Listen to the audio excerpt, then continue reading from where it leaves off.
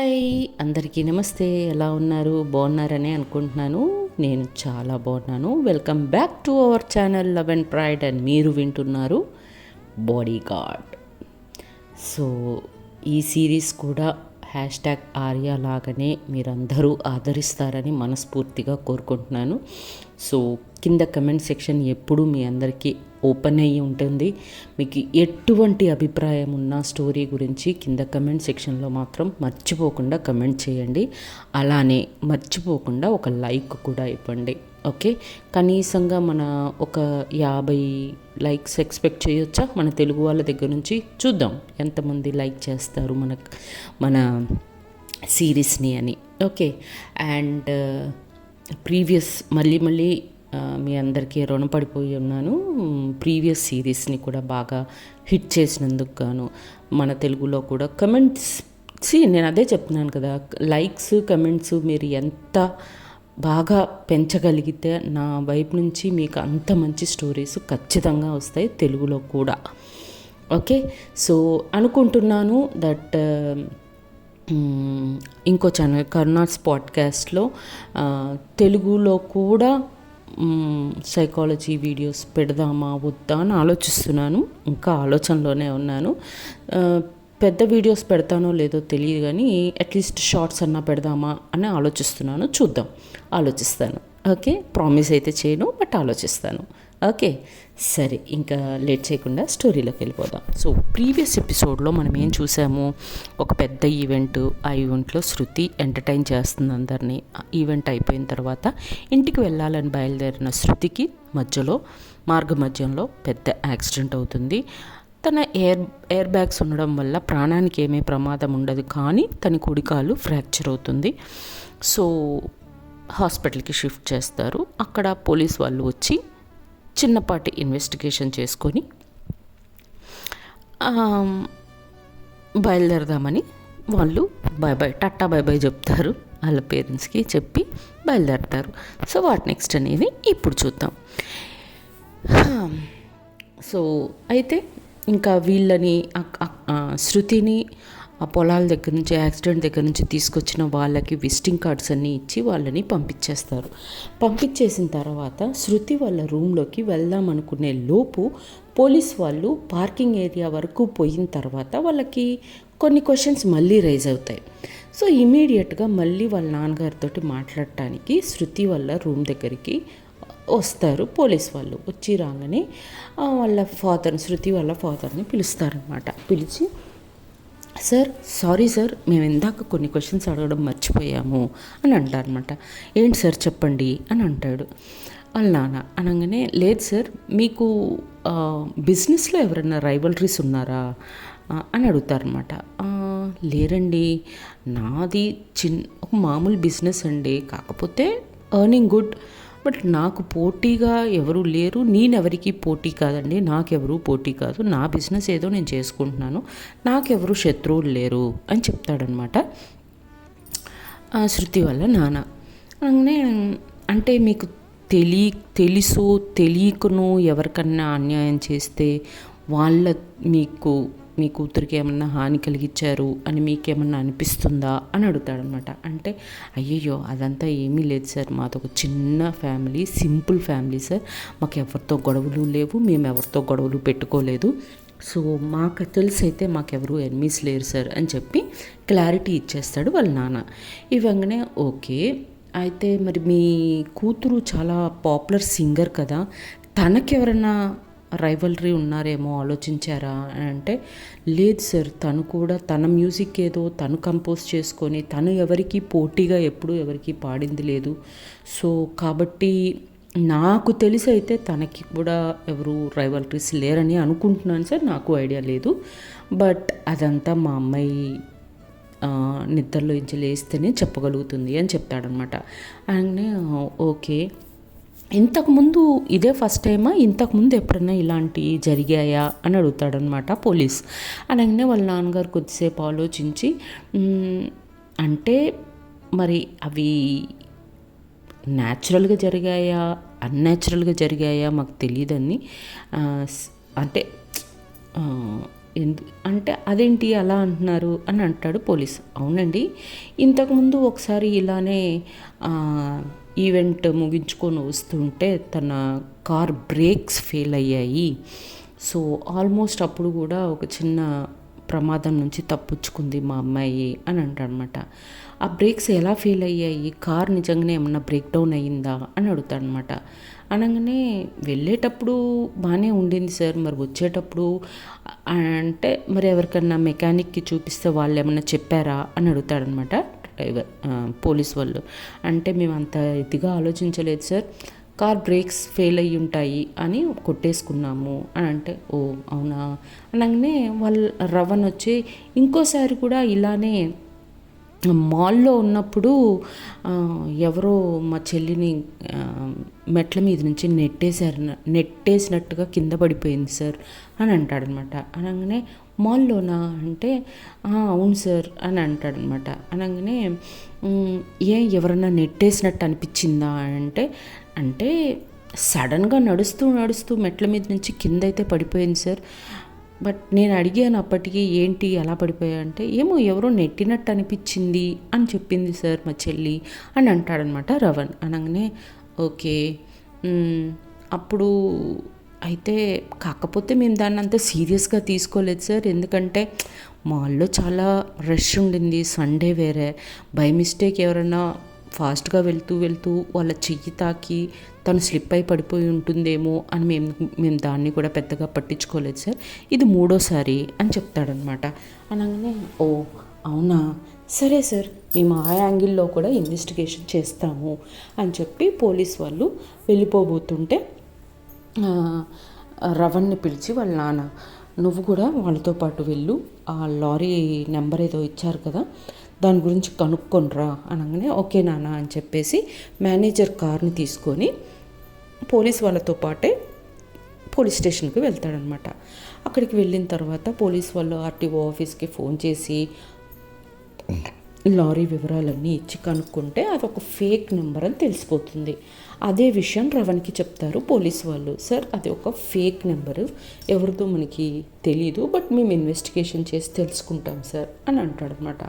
అనగానే ఓ అవునా సార్, అయితే ఇదేదో ప్రీ ప్లాన్డ్ మర్డర్ అటెంప్ట్ అంటారా అని అడుగుతాడు వాళ్ళ నాన్న, వాళ్ళ అన్నయ్య రవణ్. అడగగానే అలా చెప్పలేం సార్, ఏమో లోపలున్న మనిషి ఆ లారీని కొట్టేస్తున్నాడేమో ఎవరి దగ్గర నుంచి అన్న ఫేక్ నెంబర్ పెట్టేసుకొని లారీ పట్టుకోకూడదని, లేదా దాంట్లో ఏమన్నా ఇల్లీగల్ వర్క్స్ చేస్తున్నారేమో అందుకే వాడు ఆగలేదేమో, మనకు తెలియదు కదా, సో ఏది మనం ఇప్పుడే డిసైడ్ అవ్వకూడదండి, మేము ఇన్వెస్టిగేషన్ చేసి చెప్తాము అని చెప్పి పోలీస్ వాళ్ళు చెప్తారు. అనగానే ఓకే సార్ త్వరగా కనుక్కోండి అని చెప్పేసి ఇంకా రవణ్ హాస్పిటల్కి వచ్చేస్తాడనమాట. రవణ్ వచ్చిన తర్వాత శృతి వాళ్ళ నాన్నగారు మేనేజర్ దగ్గరికి వచ్చి, మీరు ఇక్కడ ఉండి ఏం చేస్తారండి, శృతి లేచాక నేను మీకు కాల్ చేపిస్తాను, మీరు మీ ఇంటికి వెళ్ళిపోండి అని చెప్పి అంటాడనమాట. అనగానే సరే సార్, మీరు ఖచ్చితంగా మేడం లేచాక నాకు ఒకసారి ఫోన్ చేయించండి, మేడంతో మాట్లాడేది ఉంది అని చెప్పేసి రవణ్ రాగానే ఆయన కార్ తీసుకొని మేనేజర్ వెళ్ళిపోతాడు. మేనేజర్ వెళ్ళిపోయిన 2-3 గంటల తర్వాత శృతి సృహలోకి వస్తుందన్నమాట. సో వచ్చి చూడంగానే తను హాస్పిటల్లో ఉంటుంది, చూసి బాడీ పెయిన్స్ స్టార్ట్ అయిపోతాయి, అబ్బా అని లేస్తుంది అన్నమాట. లేవగానే శృతి వాళ్ళ నాన్నగారు ల్యాప్టాప్లో తను వర్క్ చేసుకుంటూ ఉంటాడు, అండ్ వాళ్ళ అన్నయ్య ఏమో మొబైల్లో వీడియో గేమ్స్ ఆడుకుంటూ ఉంటాడనమాట. సో శృతి లేచింది చూసి ఇద్దరు మొబైల్ వదిలేసి ఆయన ల్యాప్టాప్ పక్కన పెట్టేసి ఉరుక్కుంటూ వస్తారు. ఎలా ఉంది, ఏమైంది, బాగుందా, అలా ఉంది ఎలా ఉంది అనుకుంటూ. అయితే బాగా నొప్పులేస్తుందానా అని అంటుంది అనమాట. అవునమ్మా, కాలు కొంచెం చిన్న ఫ్రాక్చర్ అయింది, అందుకే కట్టు చేశారు అంటే, కాలు ఫ్రాక్చర్ అయిందా అని చూసుకుంటుంది అనమాట. అప్పుడు చూసుకొని అవునమ్మా అని చెప్పి సరే అయితే మరి ఇప్పుడు ఎలా అనగానే, ఇప్పుడు ఎలా ఏంటి అనగానే, నెక్స్ట్ మంత్స్ వరుసగా ఈవెంట్స్ ఉన్నాయి నాన్న అని అంటుంది అనమాట. అంటే సరే డాక్టర్తో మాట్లాడదాము, ఓకే అనుకుంటే ఈవెంట్స్కి వెళ్దువు కానీ 1 మంత్ గ్యాప్ ఉంది కదా, ఈ లోపు లేకపోతే ఈవెంట్ని పోస్ట్పోన్ చేద్దాము, ఏదో ఒకటి చేద్దాము, కంగారు పడకు అని అంటాడు వాళ్ళ నాన్న. అనగానే సరే నాన్న అని చెప్పి తను కూల్ అయిపోతుంది. తర్వాత డాక్టర్ని పిలుచుకురాపు అని చెప్పి రవణ్ని పంపిస్తాడు వాళ్ళ నాన్న. సో రవణ్ వెళ్ళి డాక్టర్ని తీసుకొని వస్తాడనమాట. డాక్టర్ మొత్తం చెకప్ చేసి now she is fine, but ఈరోజు నైట్ మాత్రం ఇక్కడ ఉండనియండి అబ్జర్వేషన్లో అని చెప్పి అంటాడనమాట.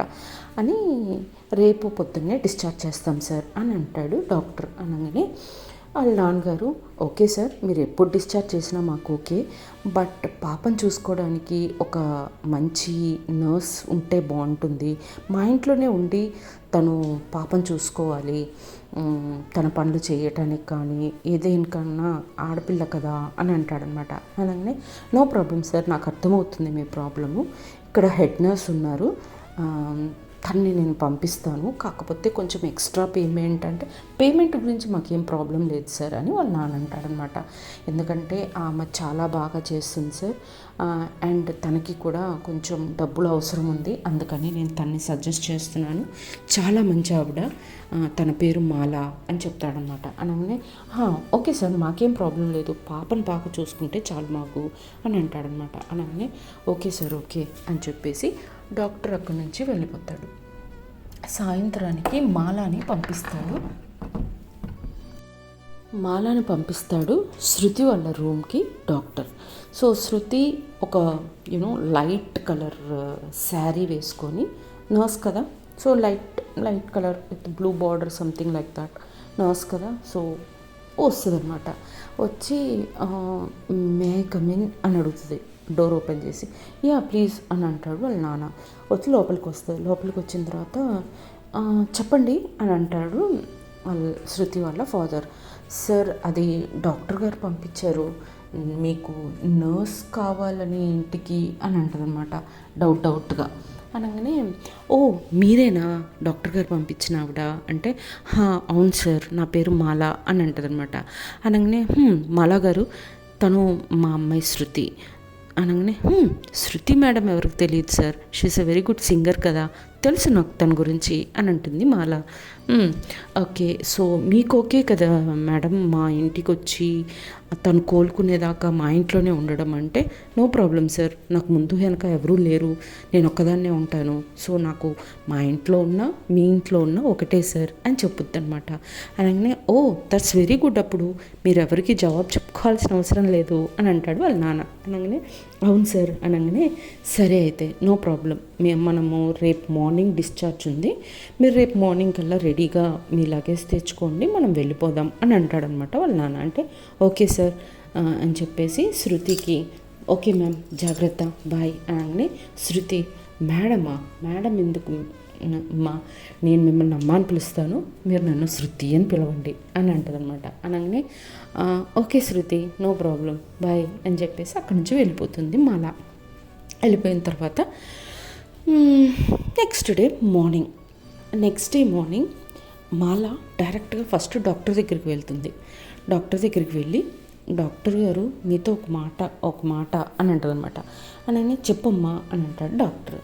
మాల అంటదనమాట, సార్ నేను శృతి వాళ్ళ ఇంటికి వెళ్తున్నాను, మా అబ్బాయి గురించి మీకు బాగా తెలుసు, సో మా అబ్బాయి వల్ల శృతి వాళ్ళకి ప్రాబ్లం రాకుండా ఉండాలి కొంచెం మరి అని ఆగిపోద్ది అనమాట. అనగానే డాక్టర్ అర్థం చేసుకొని ఓకే అమ్మా నాకు అర్థమైంది మీ ప్రాబ్లం, నేను చూసుకుంటాను, నేను ఇక్కడ నర్స్కి అందరికీ కూడా నువ్వు మెడికల్ క్యాంప్ కోసం ఊరు బయట ఉన్నావు అని చెప్తాము, అది ఏంటి ఎక్కడ ఏంటి అనేది కూడా ఎవరికి చెప్పము, ఓకేనా? అయినా నువ్వు శృతి వాళ్ళ ఇంటికి వెళ్తున్నట్టు కూడా నేను ఎవరికి చెప్పను, బట్ నువ్వు ఏదో మెడికల్ క్యాంప్కి వెళ్తున్నావు అనే చెప్తాను, అందరినీ అదే చెప్పమంటాను, మీ అబ్బాయి వచ్చినా కూడా ఓకేనా అని అంటాడు డాక్టర్. అని thank you sir, thank you very much అని చెప్పి ఇంకా శృతి దగ్గరికి వెళ్ళిపోతుంది మాల. ఇంకప్పుడు డాక్టర్ కూడా స్టాఫ్ అందరినీ పిలిచి చెప్తాడనమాట, ఇలా మాలా మేడం వల్ల అబ్బాయి వస్తే అందరూ తను అవుట్ ఆఫ్ స్టేషన్ మెడికల్ క్యాంప్కి వెళ్ళారు, రావడానికి టైం పడుతుంది, ఎప్పుడు వస్తారో తెలియదనే చెప్పండి అని చెప్తాడనమాట. అన్నీ ఓకే సార్ అని చెప్పేసి ఎవరి పనిలో వాళ్ళు వెళ్ళిపోతారు. ఇంకా శృతిని డిశ్చార్జ్ చేస్తారు కాబట్టి శృతిని వీల్ చైర్ మీద కూర్చోబెట్టుకొని వీల్ చైర్ నెట్టుకుంటూ తన్ని కార్ దగ్గరికి తీసుకెళ్ళి కార్లో ఎక్కించుకొని ఇంటికి తీసుకెళ్తారు. ఇంటికి తీసుకెళ్ళిన తర్వాత మాల ఫస్ట్ టైం అంత పెద్ద విల్లాని, తనకు అంత పెద్ద ఇల్లుని చూస్తుందన్నమాట. అలా ఆశ్చర్యపోతుంది ఇల్లుని చూసి. ఇంత పెద్ద ఇల్లా అని అంటదనమాట. అంటే శృతి నవ్వుతూ, హేమ్మా ఇంత పెద్ద ఇల్లు మీరు ఎప్పుడు చూడలేదా అని అడుగుతుంది అనమాట. ఇంత పెద్ద ఇల్లు అంటే నేను చూసింది హాస్పిటల్ ఒకటే అమ్మా అని అంటుంది అనమాట కామెడీగా. అనగానే ఓ అవునా, సరే అని చెప్పి ఇంకా అలా అందరూ నవ్వుకుంటూ ఉంటారనమాట. అండ్ పూర్తిగా లోపలికి వచ్చిన తర్వాత అక్కడ పనివాళ్ళు, ఒక్కొక్క పనికి 2-3 పనివాళ్ళు, అంతా ఇల్లంతా జనాలతో నిండిపోయి ఉంటుంది అనమాట. అనగానే జనాలతో కలకల్లాడుతూ ఉంటుంది ఇల్లు. సో చూసి అయ్యో ఇంతమంది పని వాళ్ళ అని అంటుంది అనమాట. మీకు కష్టమా అని అంటే, అలా కాదు అనగానే నవ్వుతారు. అనగానే సరే అని వాళ్ళ నాన్న, శృతి వాళ్ళ నాన్న మాలా వైపు చూసి, చూడండి మ్యామ్, మీకు మా మెయిడ్స్ చేసింది నచ్చితే మీరు తినొచ్చు, మీకు వాళ్ళు చేసిన వంట నచ్చకపోతే ఇది మీ ఇల్లే అనుకోండి, మీకు ఏది కావాలో అది వండుకొని తినొచ్చు. ఇక్కడ తినటానికి రెస్ట్రిక్షన్సే లేవు.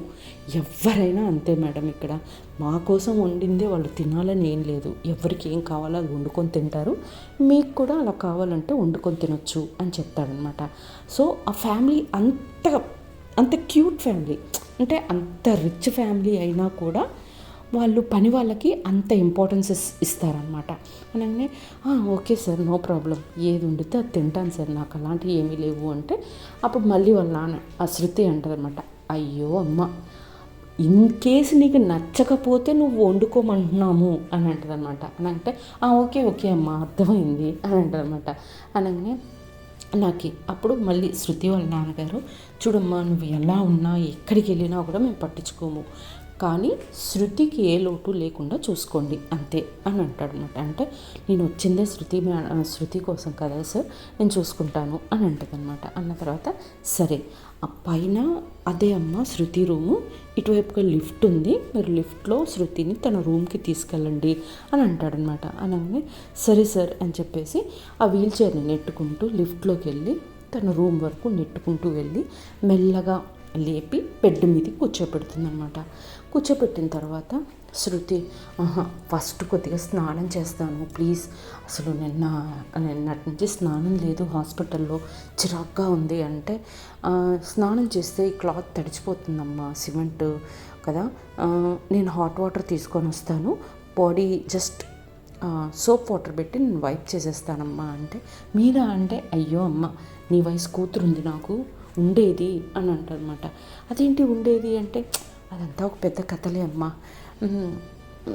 అనగానే సరే అని చెప్పేసి అనగానే ఇంకా యాజ్ ఎ నర్స్, ఒక తల్లిగా తను ఒక కూతురికి ఎలా చేస్తుందో అలా హాట్ వాటర్ తీసుకొచ్చి లైట్గా బాడీ సోప్ వాడి అంతా వైప్ చేసి ఫ్రెష్ చేసేసి వేరే బట్టలు వేసేసి కూర్చోబెట్టి, ఒక్క 10 నిమిషాలు ఉండండి అమ్మా, మీకోసం బ్రేక్ఫాస్ట్ తీసుకొస్తాను, తర్వాత మెడిసిన్స్ వేసుకోండి, మీరు రెస్ట్ తీసుకుందరు కానీ అని అంటారనమాట. సరే అయితే త్వరగా వెళ్ళి తీసుకురండి, నాకు కూడా కొంచెం టయర్డ్గా ఉంది అని అంటారనమాట. అనగానే ఓకే అమ్మా అని చెప్పేసి ఫాస్ట్గా కిందికి వెళ్ళిపోయి శృతి కోసం చేసిన బ్రేక్ఫాస్ట్ని తీసుకొని పైకి వస్తుంది. వచ్చి తనకి తినిపించి మెడిసిన్స్ ఇచ్చి కొద్దిసేపు వాళ్ళిద్దరు ముచ్చట్లు పెట్టుకుంటారనమాట. తిన్న వెంటనే నిద్ర రాదు కదా, సో కొద్దిగా సేపు అన్ని మ్యూజిక్ ఆల్బమ్స్ అన్నీ తన రూమ్లో ఫుల్గా ఉంటాయన్నమాట. ఇంకా ఆవిడ మాల వచ్చి మొత్తం రూమ్ని మొత్తం గమనిస్తూ ఉంటుందన్నమాట. శృతి అడుగుతుంది, ఏంటమ్మా ఇల్లంతా అలా చూసారు, రూమ్ అంతా అలా చూస్తున్నారు అంటే, ఏమీ లేదు, ఎన్ని ఆల్బమ్స్ చేశారా మీరు, చాలా గ్రేట్ అమ్మా అని చెప్పి వాళ్ళిద్దరు అట్లా మ్యూజిక్ గురించి తనకేం తెలుసు నాకేం తెలుసు అన్నట్టుగా మాట్లాడుకుంటూ ఉంటారు. ఇలా వాళ్ళిద్దరి మధ్యలో ఒక చిన్న బాండ్ అనేది క్రియేట్ అవుతూ ఉంటుంది మాలాకి శృతికి మధ్యలో. సో వాట్ నెక్స్ట్ అనేది నెక్స్ట్ ఎపిసోడ్లో చూద్దాం. అప్పటి వరకు tata bye bye, see you, జై హింద్, జై శ్రీరామ్.